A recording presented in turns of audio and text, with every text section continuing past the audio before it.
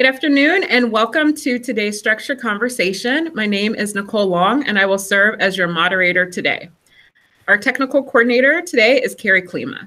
On behalf of the Student Affairs Assessment Leaders Professional Development Committee, I thank you for participating in today's structured conversation and an extra thank you to today's guest speakers. A few logistics before we get started. You must have a YouTube account and channel to participate in the chat dialog box on the right-hand side of your screen. If you do not have a channel, there is a link to create one. I encourage you to participate in today's discussion by asking questions, sharing comments, and providing feedback through chatting. We would also like you to be aware there is a delay between our conferencing technology and YouTube broadcasting. Please bear with us if we take a few moments to respond to your questions. We will get to them as well as your comments as soon as possible. So let's get started with today's conversation, which is titled Opening the Loop, Strategies in Summative and Formative Feedback Through a Consultation Model.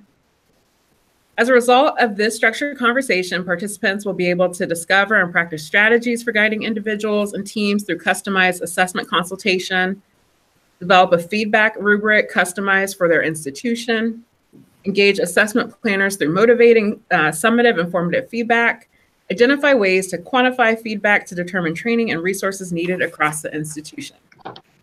Our presenters today are Dr. Sarah Hillis-Oosby. She's the Director of Assessment for the Division of Student Affairs at the University of North Texas. She's responsible for management of a comprehensive assessment cycle and building capacity for assessment.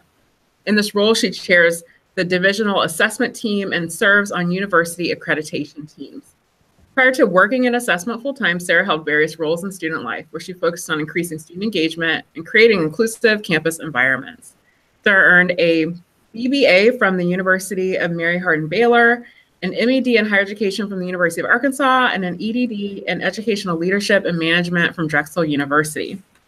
Our next presenter is Zanetta Wood, who is the assessment coordinator at Greenville Technical College in Greenville, South Carolina.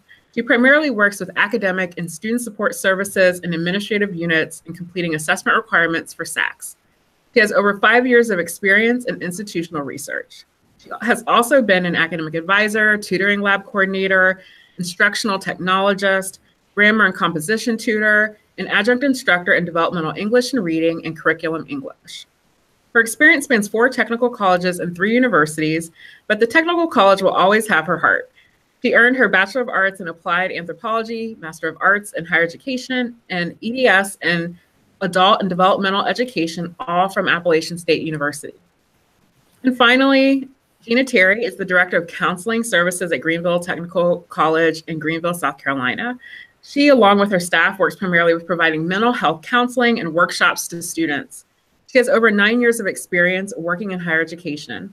In addition to her role as the Director of Counseling Services, she has been a counselor, academic advisor, and adjunct instructor in the Academic Connections and Human Services departments. Prior to this, she was a therapist for adolescents and adults with the South Carolina Department of Mental Health. She earned her Bachelor of Arts in Psychology from Erskine College and a Master of Arts in Counseling from Webster University. She's currently a licensed professional counselor in the state of South Carolina. So let's go ahead and get started, and I'll turn it over to Gina for our first poll question. Thank you, Nicole. We're going to get started today with a poll. If you guys would take a moment and tell us who you are. A, put in the chat box if you are a coordinator of or trainer for assessment. Put a B in the box if you are an assessment committee member, or C if you are doer of assessment and student affairs. And we'll give you a little bit of time to do that.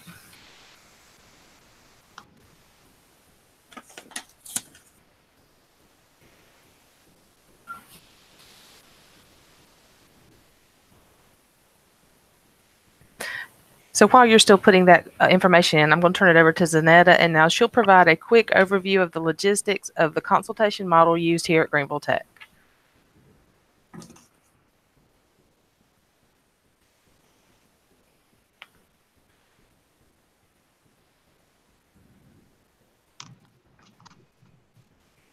So before getting into the details, we thought it'd be good to provide a quick summary of the consultation model we use here at Greenville Tech. Our plan year opens around August 1st, and by September 15th, the previous cycle is closed out. A seeking improvement report is submitted, and the 18-19 plans are entered. We use a consultation model with options of one-on-one or for teams. I'm the assessment coordinator here, so I offer consultations on a one-on-one basis or for teams for about an hour and a half for 40 different departments on campus. These sessions open in April and run through October, and assessment planners can sign up for more than one session to complete the process in steps if they like. Planners sign up for these predetermined sessions through signup.com. The focus of these sessions can include any or all of the following. We could review summative and formative feedback provided in February of the previous cycle's records and answer any questions regarding the feedback. Some initial informal training occurs at this point. We could also meet to close out the previous cycle. So I work with the planners to analyze results, possibly generate action plans through discussion and asking probing questions. We can also meet to work on the Seeking Improvement report. And this step asks planners to report on action plans from the previous cycle, describing the actions that were executed and includes supporting documents. Sometimes I have to make suggestions on the types of supporting documents because sometimes I struggle a little bit with finding good ones. This step is most often completed through email. And then also we can meet to determine outcomes, measures, and targets for the new plan year. This is when the bulk of the training occurs. The coordinator then facilitates the fitting of the department's goals and challenges into the assessment process. And this one is actually the golden opportunity to encourage team sessions. So these efforts can be accomplished in one meeting or any number of meetings, depending on the planner's capacity and comfort, or a planner may choose to complete one or all of these efforts through email or independently, with or without their team members. They may choose to involve their team members in any or all sessions, but usually teams are best at the planning stages. Other sessions can occur between October and March to develop instruments and tracking systems, or to interpret results or any other needs or concerns throughout the plan year. So we provide a lot of flexibility through the consultation model. Now, Sarah is going to review some of your comments during the registration regarding giving and receiving a consultation. Hi, everyone. So it looks like from our poll that we have a lot of assessment planners or a lot of doers of assessment, those who are actually doing the work. And so I think this content we're going to cover today will be very useful in thinking about how you're giving feedback to those who are doing assessment in your areas and increasing your knowledge about maybe gaps that exist. So I think glad that you're all with us today. When you registered, we asked what behaviors and values came to mind when giving and receiving a consultation.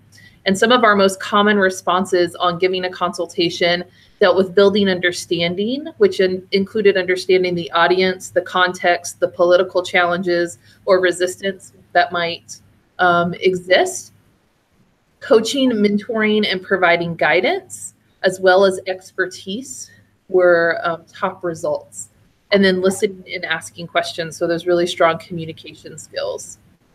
On our receiving a consultation, again, similar kind of thoughts that you provided us there, that when you're receiving a consultation, you're looking to get advice, expert feedback, and suggestions, listening and open-mindedness, application for improvement, either answering questions or having questions answered, and then that there's a general sense of respect for both those who have the expert knowledge and those in, whether that's in assessment or whether that's in their functional area. And so those really tie. We're going to now look at the philosophies that will inform our model as we move forward today. So before we dive into discussing the feedback loop of the individual consultation model, we want to discuss the perspectives and philosophies that guide and inform the approach. Each of these philosophies allow us to be successful in bringing individuals into the assessment cycle and provide feedback to continue they are successful. As you can see, many of the philosophies align with your responses on the behaviors that came to mind when giving or receiving a consultation. Around cultivating capacity, you talked about building understanding, listening, respect, and asking questions all drive to the facilitating collaboration and fostering relationships. And many of you discussed being open to improvement or discussed steps for improvement, so being responsive to change. Our presentation will discuss the philosophy, where it informs the model, and how it is used at Greenville Tech. So let's examine fostering relationships. So fostering relationships in turn build trusts within the assessment cycle. Departments and individuals may be nervous about assessment or claim they aren't math people or worry about the judgment of the results. I know this is often something I've worked with individuals doing assessment, being fearful of what those results may be used for or feeling like they must meet the target or criterion without necessarily recognizing that it's an improvement process and it's much more about the improvement than about the results. And our relationships allow us to break down that fear. My goal is that the departments I work with see me as someone they can trust to provide support in meeting their department goals and outcomes and where they want to go with their continual improvement. A few tips with fostering relationships is to remember to keep it personal, demonstrate that you are there to help them be successful. One of the things that really came through in your consultation results with us was respecting that while you may be the assessment professional, that they are the professional in their content area and have the best expert knowledge, and that those two things combined together lead to really great assessment practice. We talked about starting with simple conversations to build rapport and give them a chance to show their passion, to ask lots of questions, take notes, and paraphrase to check full mutual understanding. So again, those really active listening skills that you all discussed, many of you discussed in your consultation feedback that you gave us. So we're going to dive a bit more into ways to foster relationships as Zanetta shows us how it can be done through consultations. So in order to foster relationships, the conversation can address some of the questions that are listed on the slide. These questions guide a conversation that helps the individual connect current understanding to components of assessment. It also helps them communicate what they already know about assessment from their previous and current positions, and to generate stronger interest in learning about how assessment processes can benefit the work that they do with students. So this is not an exhaustive list of questions used for individual consultations. Some of the other questions that we include will address the department current and past successes and challenges. Also, internal and external factors that influence the success of their department. The factors they feel they can control in providing services to students, and we'll talk a little bit more about that later with internal measures. Where they see their department in the next 3 to 5 years. I think that's really important to discuss because, improvement can't happen in 1 year alone. You kind of have to break it out into baby steps and work through it through 3 to 5 years sometimes, depending on how large the goal is. And any currently used data sources and a description of the outputs is something else that is discussed in a consultation. So now Gina will provide her experience fostering relationships through consultations. And Gina has been involved in a one-on-one consultation as well as a team consultation. I think prior to the consultation, my feelings at first were dread, fear, lack of understanding, confusion, all those wrapped up in one. Dread because I dreaded to do assessment. I didn't know what I was doing. Lack of understanding for the same reason. Again, I'd never really done assessments before. How do you measure it? Fear. The fear came in for me with my department, and if we didn't meet measures and outcomes, what was going to be the result of that? And then confusion, with counseling services, how do you measure what we do? Because what we do is so subjective. And that was a lot of the things I had going into the consultation. After the consultation, I will say that one of the biggest things I found was relief. And I learned through talking with Zanetta that assessments didn't have to be a dreaded thing, but rather it was something that I could do and use to improve the office processes and provide better services and programs for students. Clarity, I learned a lot more about what assessment was, how to implement assessment, and why it was important to use in making improvements. And then I dare say a little excited afterwards, because I realized I didn't have to stick with this one thing. We could tweak some of the processes and the measures and outcomes so that we could use that information to be able to figure out what we needed to do for our department and how we could provide the best services for the students that we serve. Now, Sarah will move us into the next philosophy behind the model, cultivating capacity. If I could just interject for one moment before we move on to cultivate capacity.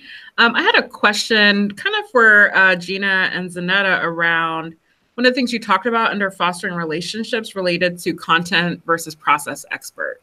So having the content knowledge, Gina, for you around counseling services, Zanetta around the process orientation needed for assessment. Can you maybe just speak a little bit more about that exchange of what that looked like specifically from your perspective of the content versus process expertise? I'll say for me, from the content part, Zanetta, it was nice because she would listen to me. She would ask questions related to what we did as counseling. How did that help students? What did we want to do in the department? So it was very much on, what did I, about counseling services and how we could bring the assessment piece in to assist counseling services in order to provide better services for students. And I would say, through those questions in a consultation, as the coordinator, I'm taking a lot of notes as I'm listening. And then with paraphrasing, I can then interject some of the language of assessment and connect that to existing data, existing measures, or some of the goals that they have going in the next 3 to 5 years. So it's very much like just a conversation, a way for two individuals to connect and see that the two types of work that they're doing, there is a lot of overlap and connection among them. Great, thank you. So the next aspect of philosophy that we're going to talk about is cultivating capacity. And we often need to acknowledge that not everyone understands assessment the way that if you're the assessment planner or someone who really enjoys assessment, understands it. So really being able to meet the individuals that we are providing consultations for where they are at, and acknowledging that assessment requires global thinkers to follow a linear process. While we often visualize the assessment cycle as a circle so that we can come back to that close the loop piece of the cycle, it really does require us to plan out in a linear process. What is the mission? What are the goals? What are the outcomes for those goals, and how we're going to measure them? And so really helping individuals through cultivating that capacity to understand that process, thinking about breaking things into smaller steps. As Zanetta shared that she does an in-person consultation, and then she talks about doing phone and email consults to bring people through the process in small steps. And then hold off on to getting the technology until there's a full understanding of the process and plans are well developed, that the tool becomes the assessment. So both at Greenville Tech and here at University of North Texas, one of the things we like to do is have people do things in Word or provide simple Word templates to facilitate the composition, and then have them move into the system. So we just wrapped up our annual planning this week, and that was one of the big challenges for folks, was just using the software because it didn't seem intuitive to them. So don't let that be the barrier. Teach them about how to do the assessment, make it simple for them on that end, and then get into utilizing the technology. And then Zanetta is going to direct us through another poll now. So before we continue with cultivating capacity, we'd like to know, how do you provide or receive feedback on your campus? The second question there says, do you give or get a score, like a 90, 95, 100, whatever it may be? So if you use an institution-wide rubric, meaning that it applies to everyone no matter what area they're in. B would be a student affairs specific rubric. C would be we get and give feedback, but it's not through a rubric. Or D, we don't give any feedback at all. And of course, if you do receive a score, then simply add a yes. And we'll give the group a few minutes to put in their answers to that. But I can go ahead and move forward to the next slide where we're going to talk a little bit about the values and behaviors of feedback that you all provided during your registration.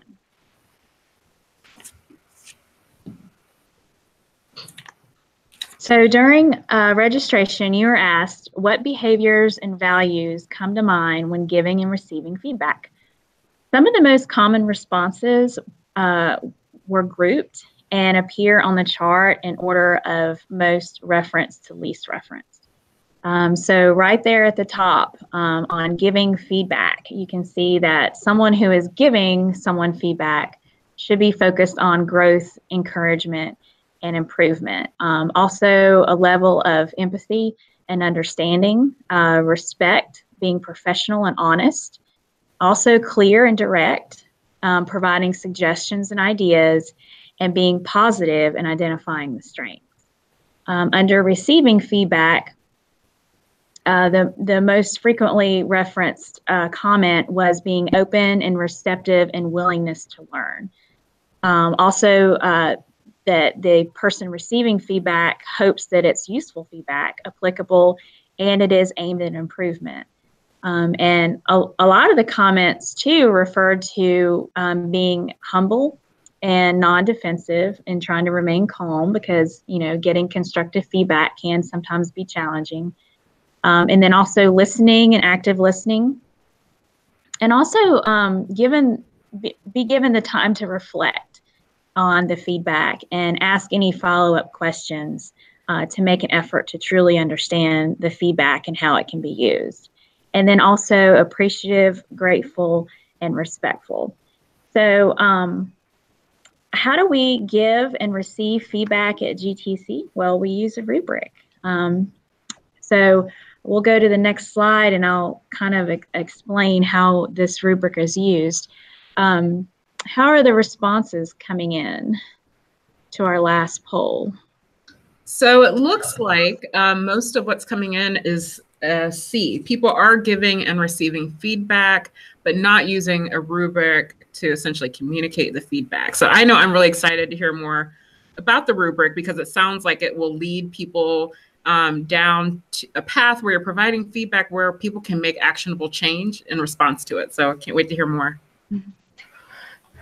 Excellent. Well, I do apologize. It's difficult to see all of the individual items on this rubric, but this will be a handout that will be provided. It's 2 pages, and I'm going to go through and kind of explain how we use this to provide summative and formative feedback.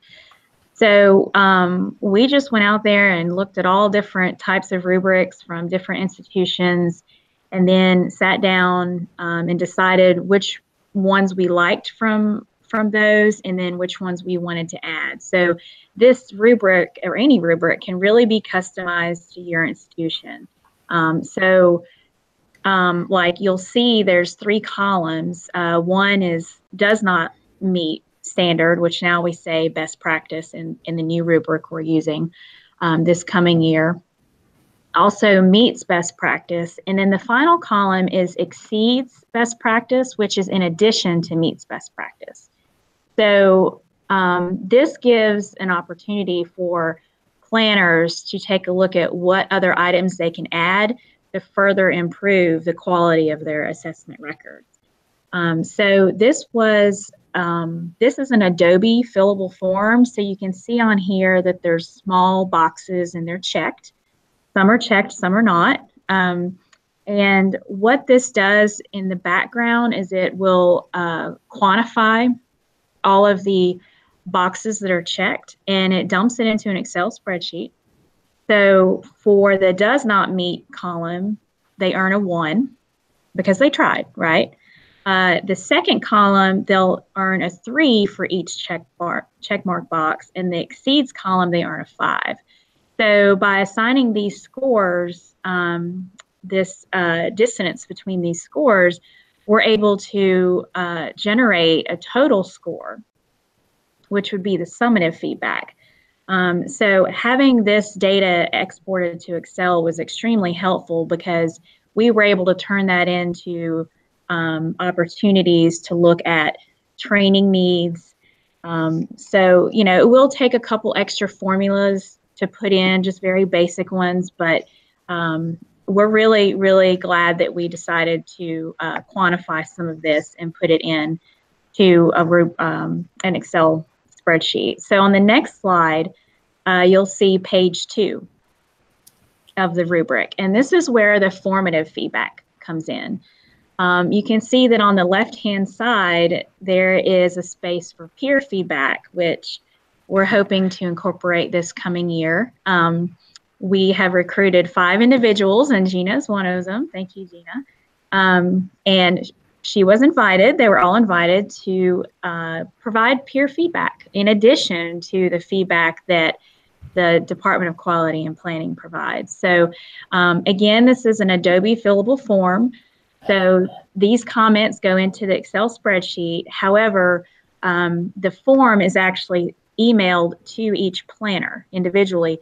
So these little plus boxes on here, you would just click there and you can read all of the comments. And we're going to look at a little bit more about how to give feedback and what kind of language to use. But because of the summative scores, that's how we were able to identify the 5 people to invite to be on the peer review team this coming year.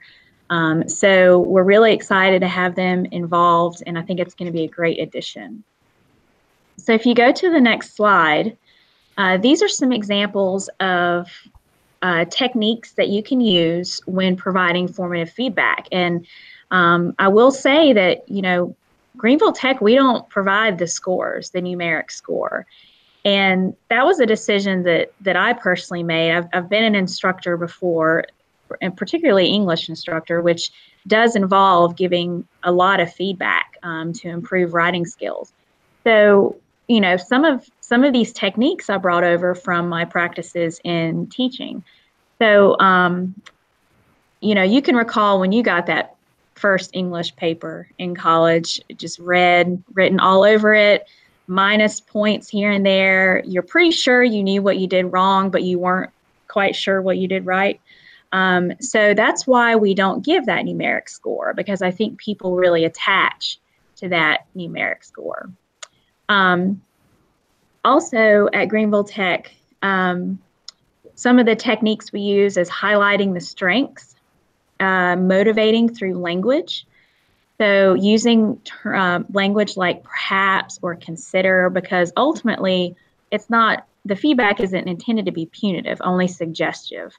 Also asking probing questions. So instead of coming out with a statement that says you should do this, you can put it in the form of a question. So then that kind of gets the planner thinking about how they can actually add more detail or further review their measures. And then also providing suggestions is, you know, tends to be one of the last things that we add on to the feedback. So planners really appreciate this feedback because it gets them to think in different ways about their services. I'll give you an example of one planner who had a goal to reduce student wait time for financial aid services. And he was measuring the wait time over 3 years. And he was frustrated that his numbers fluctuated from year to year due to changing enrollment and staffing and experience level of his counselors. And he felt like he had no control over the data. So in his feedback form, I asked him, is it really feasible to decrease wait time? That means your counselors will have to reduce time with each student theoretically, and that may result in decreased quality. Perhaps think about what can be done to better utilize wait time. And this coming year, he is actually putting in place a triage point person that will actually help the student decide if they really need to see a counselor. So that's one thing that they're doing to reduce that wait time for any and all students. So Gina is now going to give her perspective.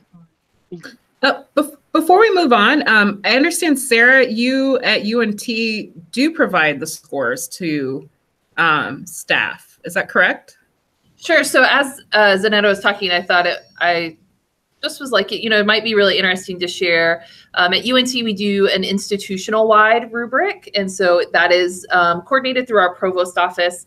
And then I sit on the university-wide committee where we do peer review of those plans via rubric. And our approach has been a little different. As an institution, we do give a score, and there is what is considered a passing score and a not passing score. And it really, I've been at UNT since July, but it's been interesting to hear people talk about it because it definitely comes across as like we're just trying to get that 70 on the rubric to ensure that we're passing and in compliance versus I really, as Zanetta and I have talked about putting together this presentation, really hearing how not giving that score and trying to just move people along has helped them see like, oh, this is where I'm meeting versus exceeding the standard. And so while I get that a score does the same thing, whether you're meeting or exceeding, really, I've definitely had departments be like, ooh, I just need to get to that 70 to make sure I've checked the box and in compliance. And so one of the things that I'm looking at is how in student affairs we can modify our part of the process a little bit to shift that philosophy and maybe using our scores in a different way. Also, I think it's important to take an assessment of the assessment culture at your institution because the history with our institution was that there was a lot of changeover in this position, and there wasn't a lot of continued support over the last 3 to 4 years.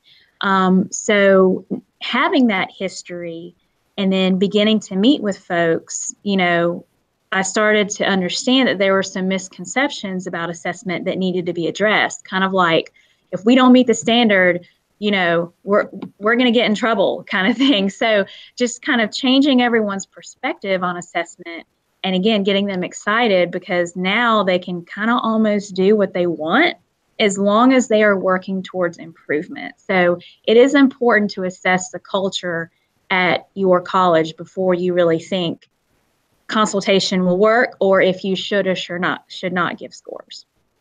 And I could say I've had a very similar experience. I started in July and I'm seeing some of the exact same things that Zanetta just talked about. And how do we shift that? And I think consultation is a great way to do it because it allows you, it allows you to cultivate those relationships that allow you to build trust. And then once people have that trust, then you can move into saying, okay, well, I've had to tell, like, you can assess whatever you want. And they're like, really? And I'm like, yeah, I want you to assess what's meaningful to your department. And so I think shifting that culture for us will be interesting to see as I have some longevity at these. So we'll switch back to Gina and her sharing her perspective. I think for me, one of the things with the cultivating capacity and was, how I felt when I really understood that somebody read my records. That was, it was nice to hear, and I actually felt that it wasn't something that I had done and it was just brushed away, not paid attention to. And also, we're all busy. And so when we pulling these assessment reports together, it does take some time. And it really made me feel like I didn't waste my time, that I was putting the information together for a reason because somebody was looking at that. And again, they were looking at it to help me improve my department. And it also made me want to pay more attention to my assessment record in the future to make sure I included the things I needed to include, addressed the things I needed to address. So for me, it was really good to know that somebody actually read that. The feedback for me was very important.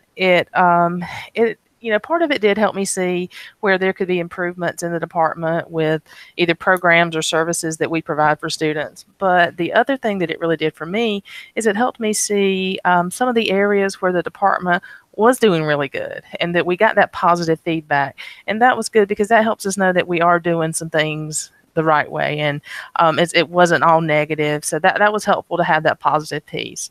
How I plan to use this, the best way I could say that I'm going to use the feedback in the rubric is to make improvements.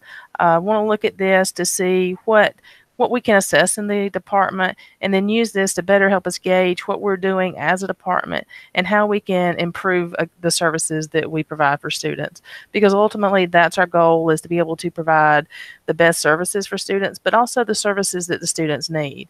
And in addition to that, it helps me make sure that the outcomes and measures that we're working on as the department is what's best for the department.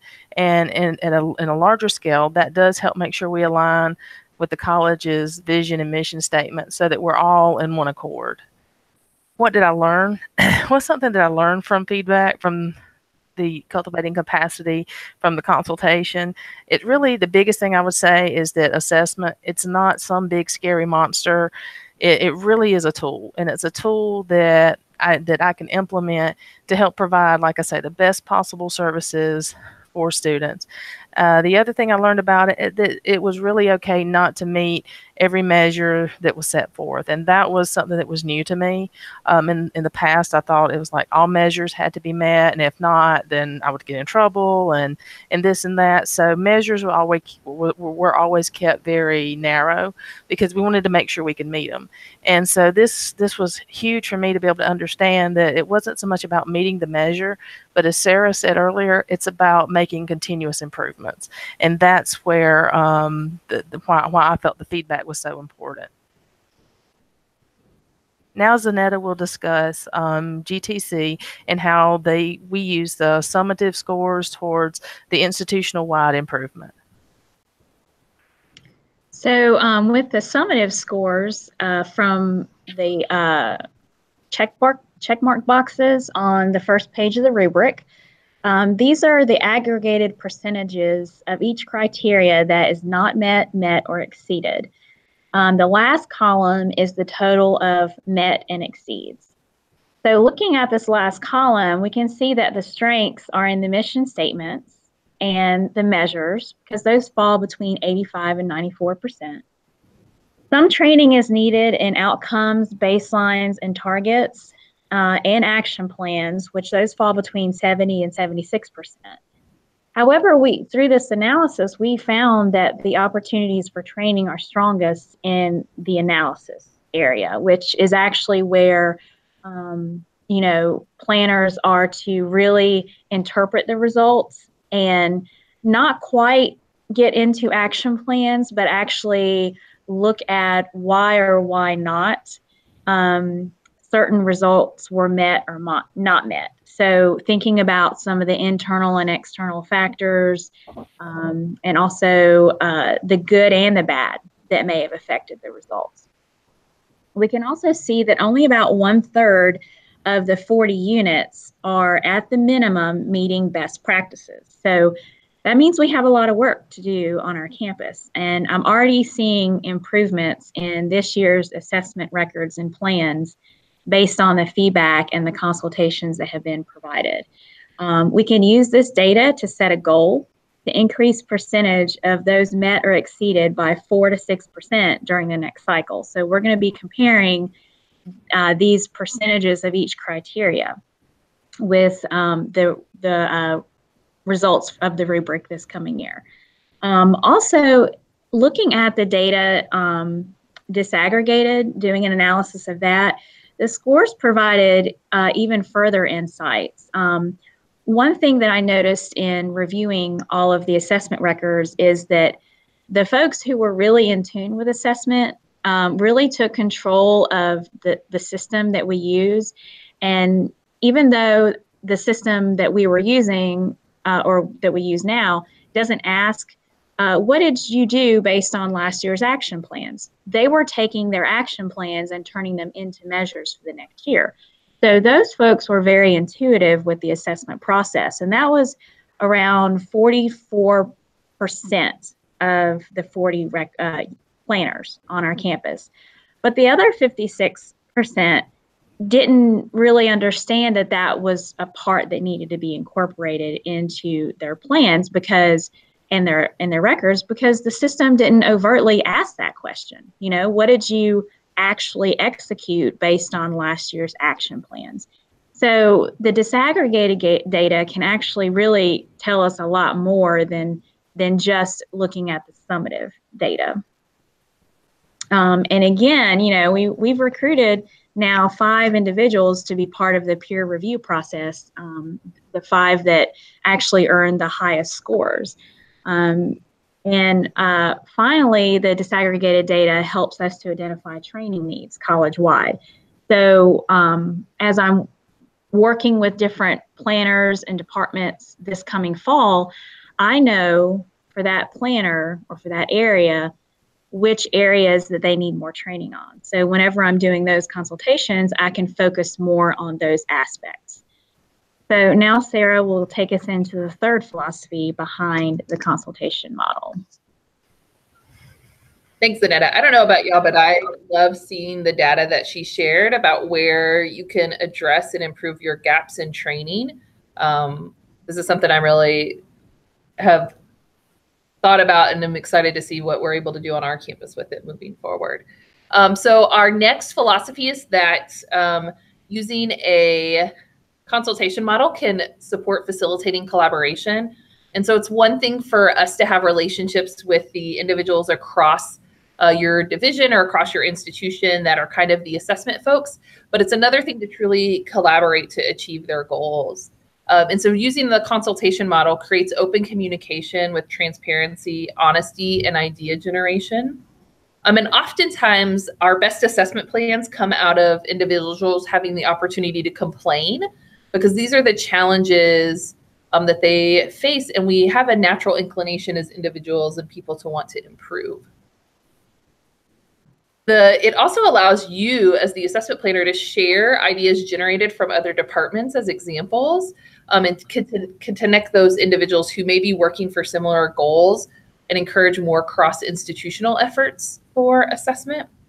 And while you are the assessment professional, oftentimes they're the professional that best understands their role. And so how do you maximize the strengths of both of those? And so Zanetta's going to talk to us about what a team consultation within a department looks like. So I will say that I really enjoy facilitating team consultations. This past year, I did 3, and they were all very successful.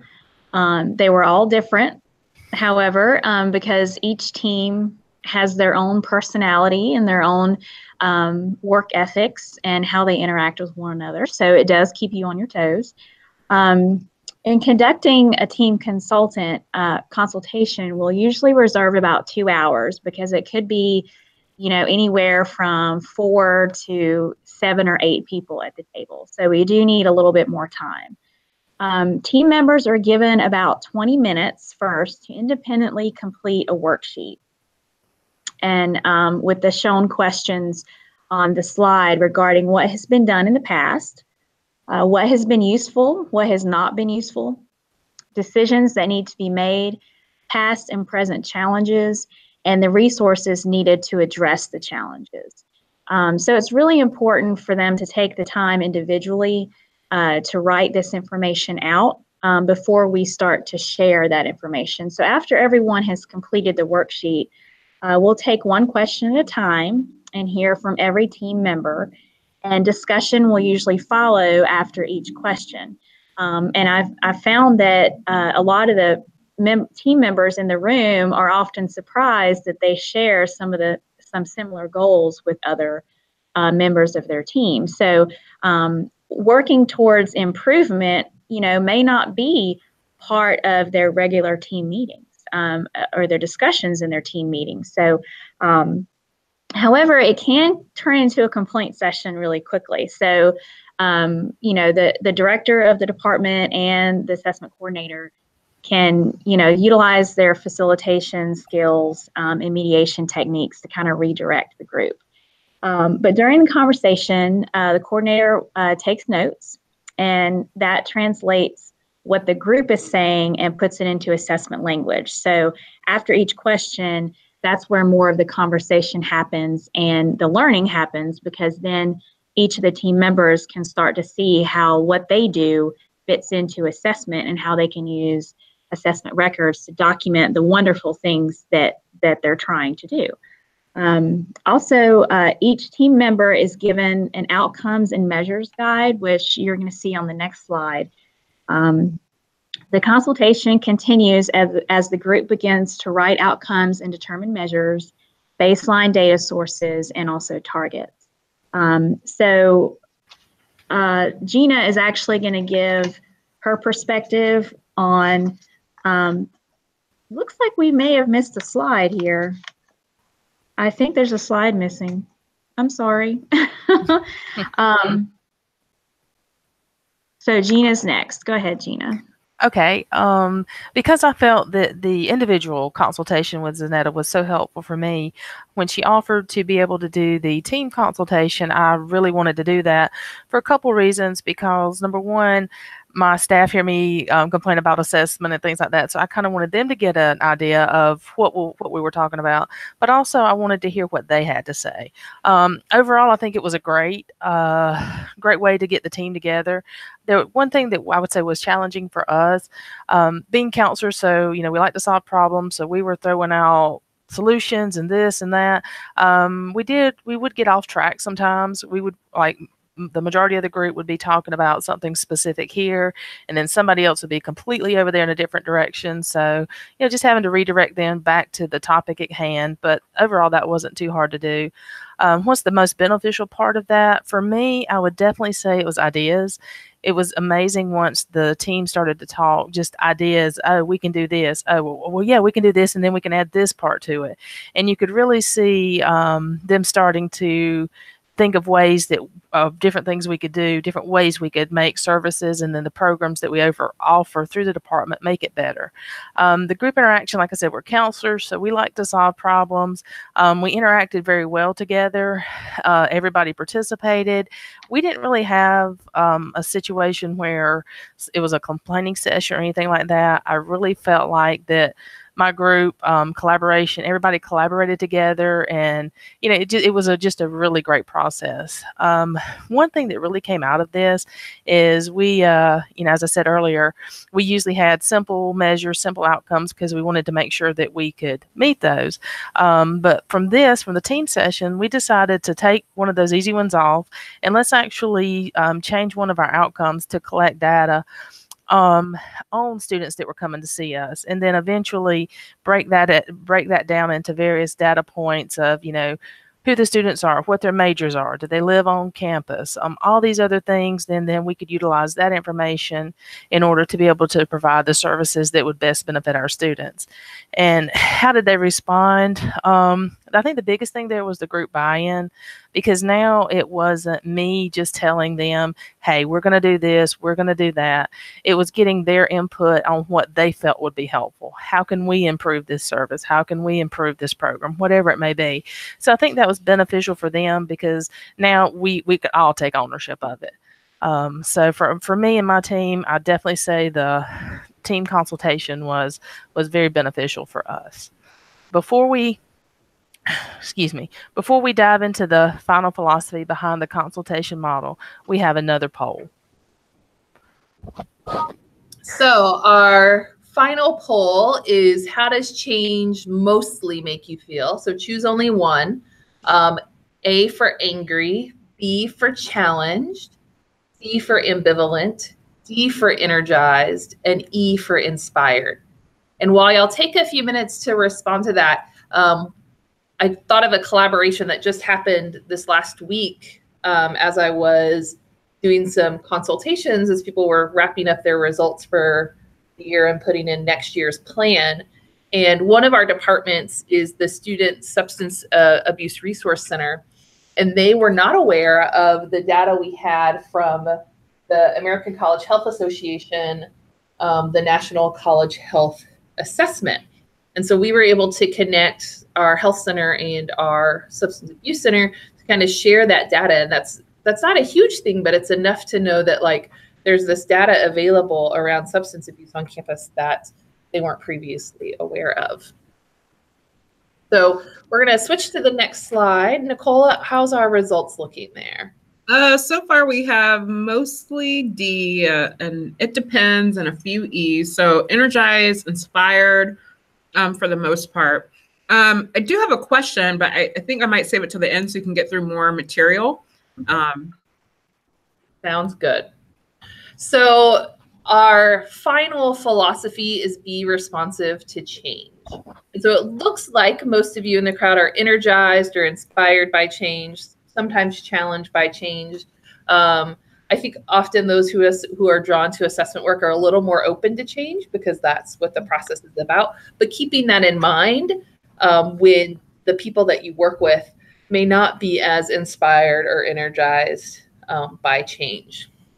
And so as we think about being responsive to change, know to expect organizational change, restructuring, mergers, divisions, and turnover, constantly training people as they come into the division or as your process may change a little bit. Just accept it, embrace it, lean into it.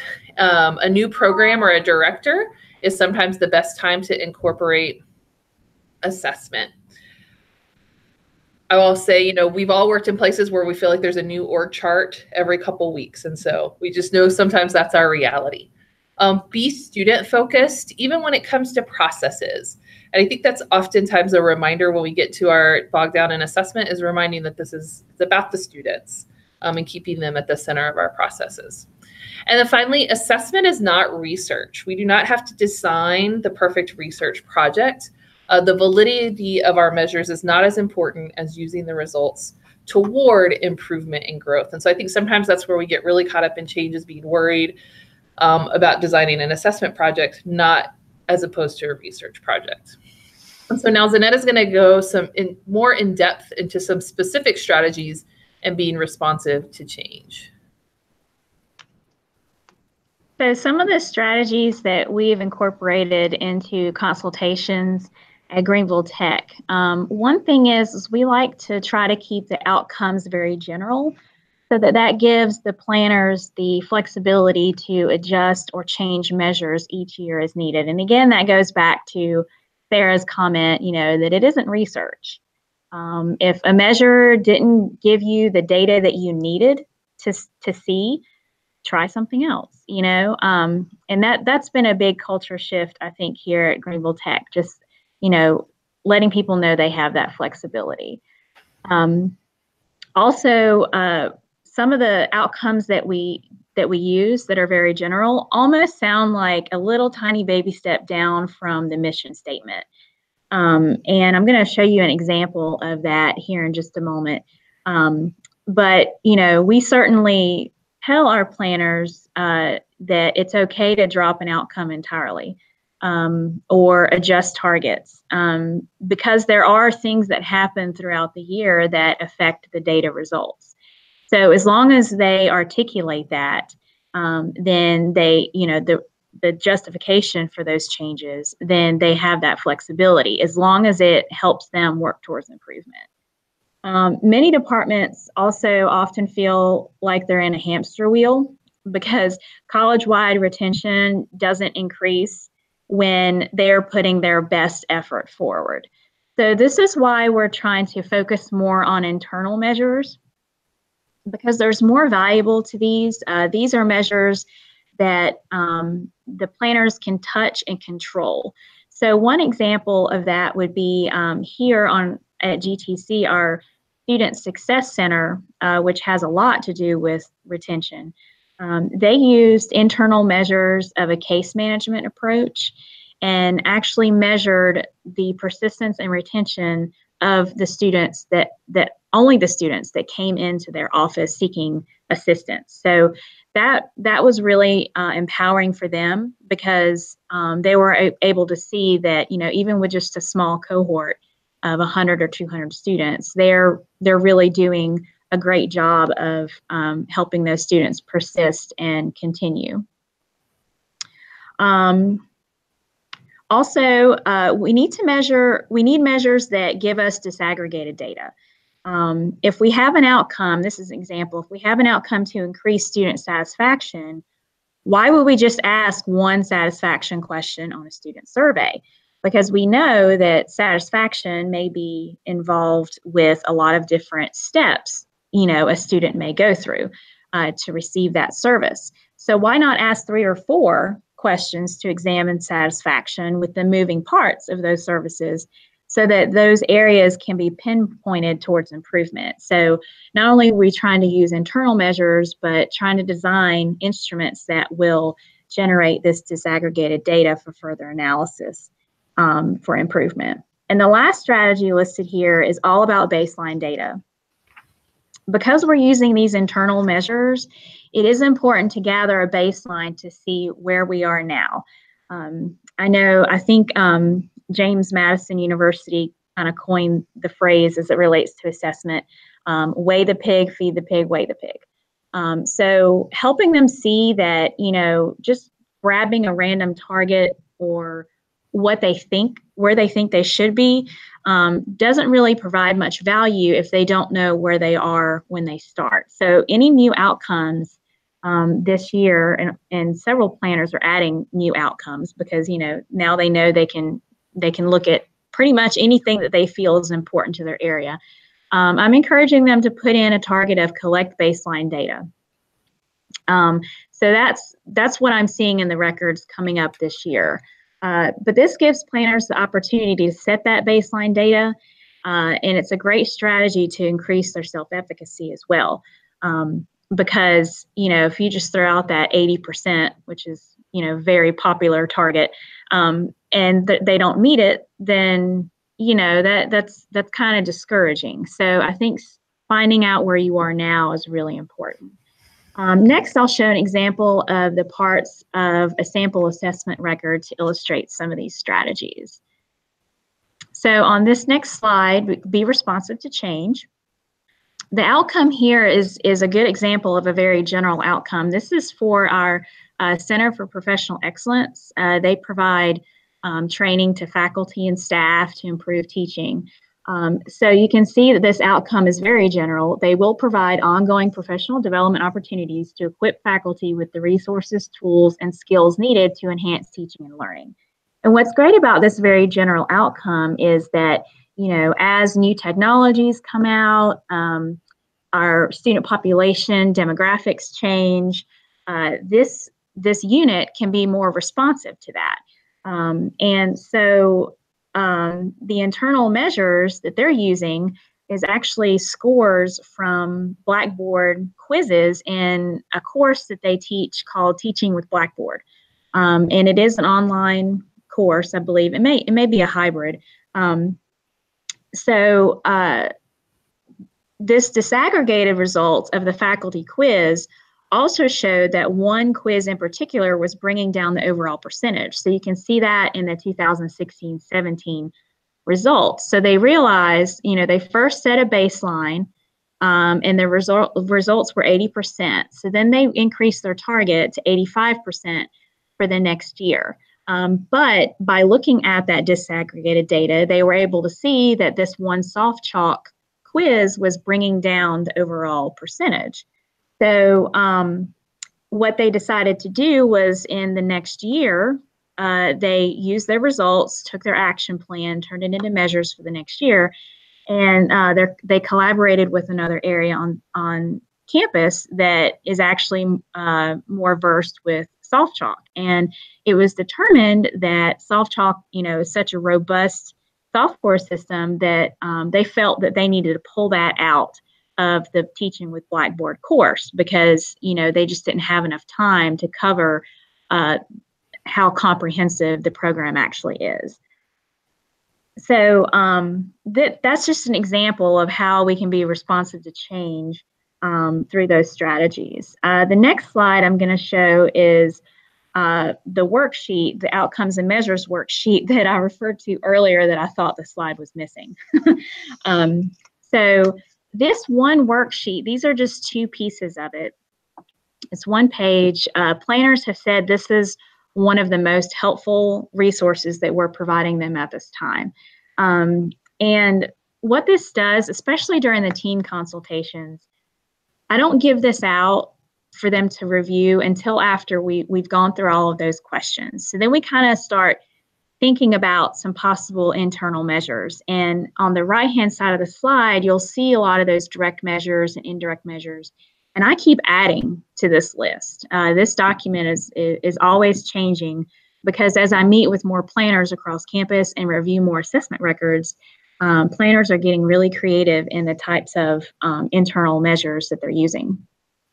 The verbs on the left-hand side is actually from Rochester Institute of Technology, their guidebook they have for administrative units. And, you know, administrative units and student services units alike are looking at operational outcomes, not just, you know, the student learning outcomes. So this one particular worksheet is really helpful for helping them decide which types of measures to use and to actually write their outcomes. And then the plan really starts to come together. So now Gina is going to share her experience of her team in generating outcomes, choosing internal measures, and setting baseline data in their team consultation. Thank you, Zanetta. With our team, what we wanted to do is make sure that the outcomes and measures that we had were student focused. So how we do that is we do that through intake forms and surveys, you know, asking different questions about students with the services that we provide, different things like that. When we have workshops, we get that information because we want to know what workshops do students want, what groups do they want, what activities, anything revolved around counseling that we can provide for the students. We want to make sure it's what they need, it's what they want. One internal measure that we've really started using that kind of came out of the group session, and we're in the beginning stages of it, is utilization of an exit survey.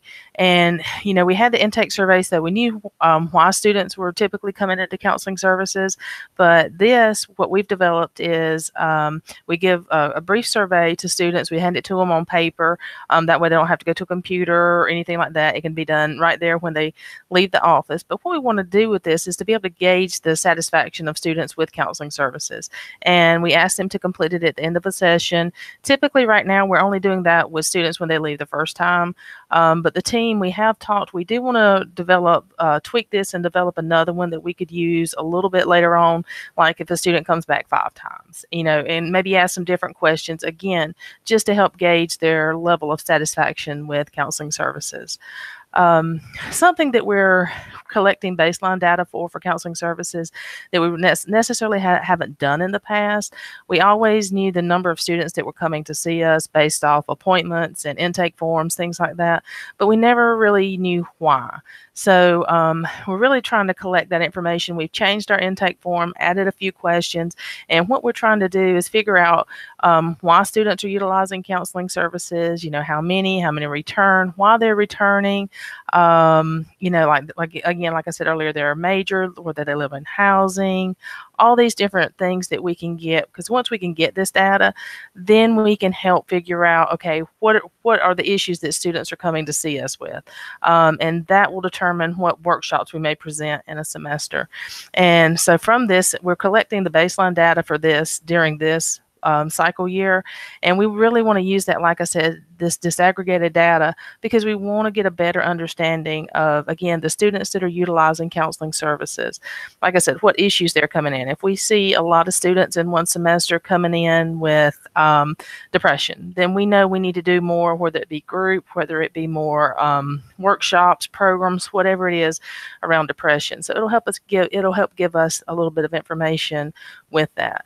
And you know, all this really kind of came out from the individual session with Zanetta as well as the group session. So it's helped us to not just look at how many students we see on a daily basis, but how many students we see, why we see these students. And like I say, the ones that come back, why are they coming back? Because ultimately what we want to do is to be able to tailor our services to meet the needs of students.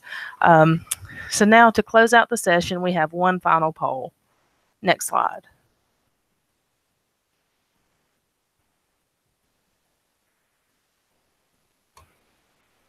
Okay, I think Sarah was muted.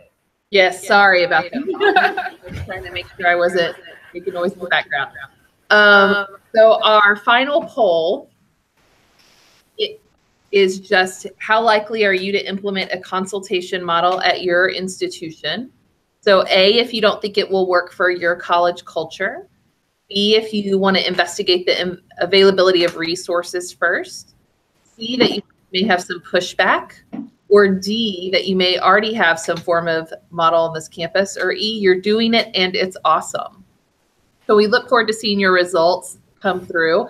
And then we're opening it up to questions for a little Q&A. And unfortunately, I'm going to have to step away. I had something come up that I have to get to. But thank you all for having us. And I'm sure that y'all will continue to have some good conversation. Thanks, Sarah. Thanks.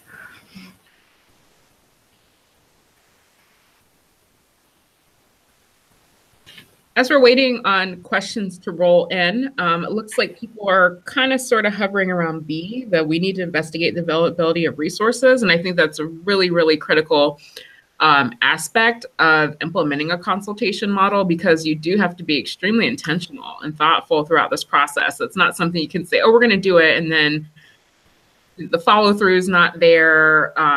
The consultations themselves are not well thought out, which I think then reinforces some of the apprehension people may already have around assessment if those things are not taken into account. I had a question as we're waiting for any other questions to roll in. When you're thinking about this consultation model, how has this, or if it hasn't, how do you foresee this also facilitating cross-unit collaboration around assessment, not just within unit assessment? Well, that happens quite a bit, actually. As I meet with individual planners and we're discussing possible internal measures, I often give examples of what other departments are doing. Also, one example of that would be our Veteran Affairs unit. That it's housed in financial aid, so typically their role is the veteran students come in, they get certified, and they leave. But what they've been experiencing there is that they have a lot of questions and needs, counseling, career. They don't even know what they want to major in, but they know they want to go to school. So and then on the other end of the house, we have people working on building more veteran services. So all of this has kind of come together through our assessment efforts here. So the Veterans Office Veteran Affairs Office is actually going to start tracking some of those students who need a referral. And they'll make the referral. They'll either walk the student to the service or pick up the phone, and they're going to be tracking those referrals, contacting the referral source, and then also reaching back out to the student. And that information can then be shared with our TRIO Educational Opportunities area, and they're working on increasing support services for veterans. Because one challenge they found was that the Veterans Administration website does not allow you to export records, and they will not include Social Security numbers or anything. So there's no way to really tie that information together with our student information system. So when we're challenged by data systems not matching up, we have to move to those internal measures. So I'm glad you brought that up, because it's not just within teams, like departments collaborating, but also other departments working together. And I know that SACS loves to see that cross-campus collaboration through assessment. Thanks so much. We have one question that's come in, and then we'll probably be at about time for today. So do any of your offices have client feedback forms that you use to inform the evolution of your consultation approaches? So are the units providing you with feedback on the process? It's kind of informal at this point, verbal, sometimes through email. We have not gotten to that point yet, just because of the culture of assessment that we have here. And that's why the consultation method has worked so well, because, we're kind of recovering from, I wouldn't call it like a dead zone of assessment, but it was definitely not, coordinated by one person. And the thing is the strength of assessment is based on individuals, because everyone is coming to the table with different skill sets. So I think that in the following year, especially with this peer feedback team that we're going to put into place, that would be a good opportunity to get some of their feedback on that process. But it does happen naturally when we meet for a second consultation. We go over the feedback, and that's when they say, wow, this is really helpful. No, I didn't think anybody read my records. I didn't think any of this really mattered. So now that they know it matters and that it's going to be fueling into the budgeting plan for next year and the strategic plan, that's one of the goals of the leadership office is to connect, again, because of the new SACS principle regarding budget implications. So that moving forward, I think, is an opportunity to, again, get more feedback and continue to build that culture. Great. Well, it looks like we don't have any other questions that have come in, and it's now about 10 after 1 Eastern time. So I'd like to go ahead and wrap up today's session. If you have any final thoughts, comments, or questions, feel free to chat them in now for any last ones that might be coming in. So as we conclude today's session, I want to thank again Sarah, Zanetta, Gina, Carrie, and the SAL Professional Development Committee for their help in bringing you today's conversation. A link to today's broadcast and associated materials will be shared via email to those who registered. Information on accessing past and future conversations is always available on the SAL website, as well as this current SAL YouTube channel, which you're viewing today. So thank you again for joining us. And our next session is coming up on Tuesday, November 20th, where we'll explore big data and student affairs in higher education. And we have a great group of panelists ahead. Thank you so much. Have a great day.